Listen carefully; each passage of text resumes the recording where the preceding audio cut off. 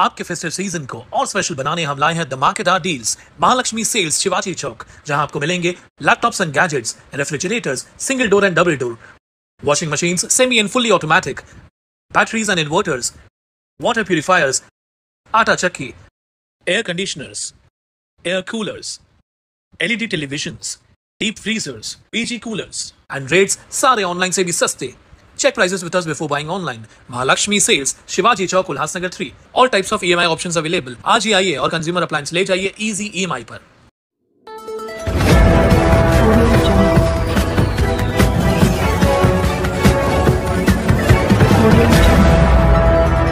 हर खबर आपके लिए खास। आरपीआई के राष्ट्रीय अध्यक्ष और केंद्रीय सामाजिक न्याय मंत्री रामदास आठवले तथा युवक अघाड़ी के महाराष्ट्र प्रदेशाध्यक्ष पप्पूजी कागदे ने अधिवक्ता संग्राम मोरे को कल्याण डोंबिवली युवक अघाड़ी के जिलाध्यक्ष पद पर दोबारा नियुक्त किया है।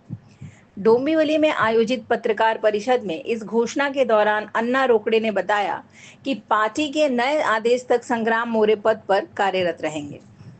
संग्राम मोरे को संगठन मजबूत करने और युवाओं का सम्मेलन आयोजित करने का निर्देश दिया गया है।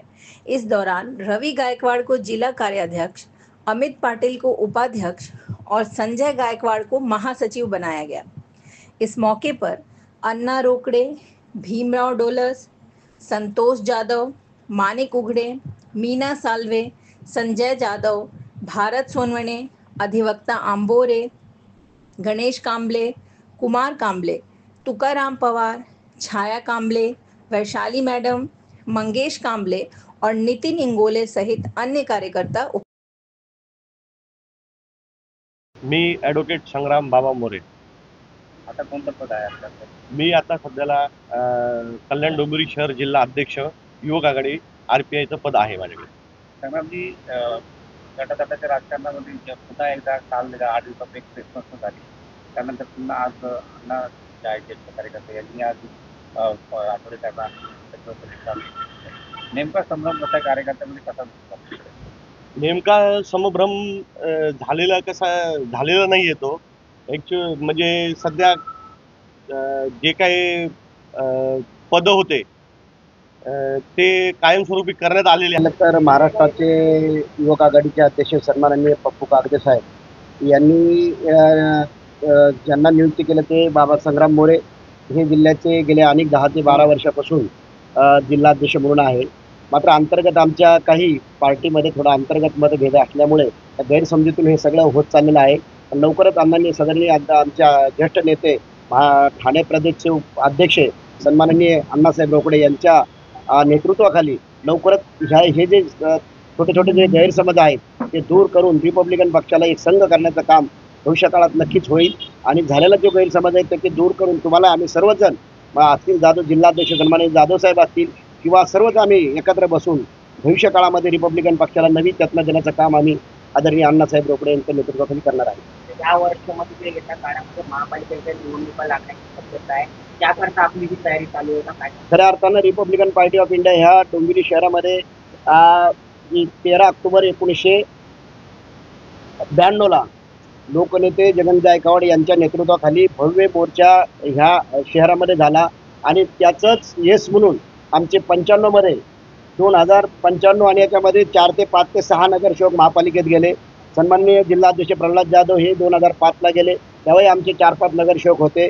मात्र मधल्या काळामध्ये पक्षांतर्गत वादामुळे आम्हाला ते पूर्णपणे संधी मिळता आली नाही।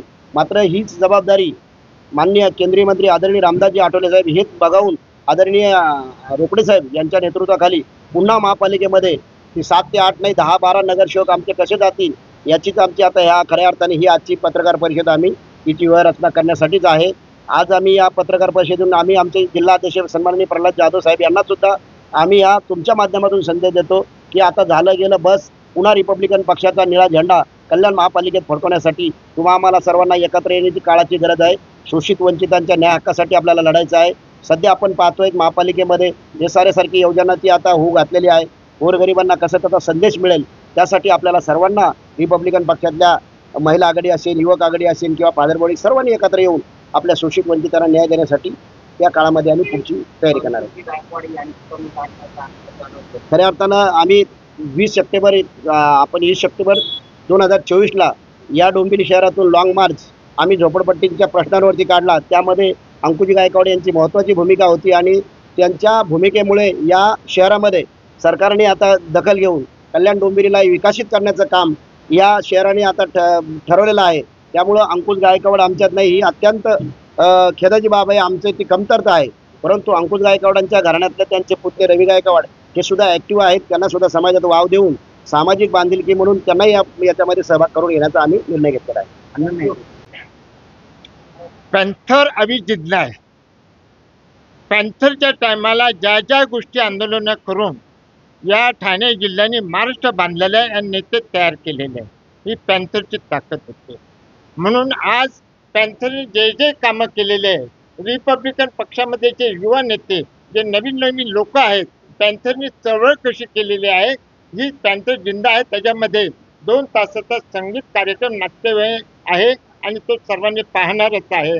आणि अशा प्रकारच्या पॅन्थर जिंद्यातून आम्हाला पक्ष बांधायचा आहे, लोक एकत्र आणायचे आहे. म्हणून तो पॅन्थर जिंदा हा कार्यक्रम ठेवला आहे. 28 तारखेला येते आहे.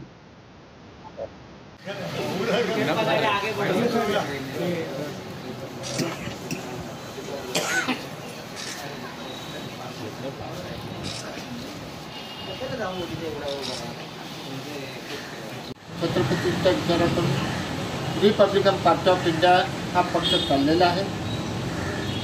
पॅन्थरपासून संस्थापक पदापासून आम्ही इथे कल्याण ठाणे जिल्ह्यामध्ये आम्ही काम करत आहोत. पत्रकारांना फक्त मी घाबरतो, कोणाला घाबरतो. कारण का पत्रकारांजवळच काय करायचं चावी असते. कोणाला वरती टाकायचं नाही तर कोणाला आत टाकायचं पत्रकार. पण पत्रकार हे सत्य जे आहे ते लिहिणं त्यांचं काम आहे. आणि सत्यमेव जयते हे महाराष्ट्राचं वाक्य आहे. त्या वाक्याला धरून मी माझे विचार मांडतो.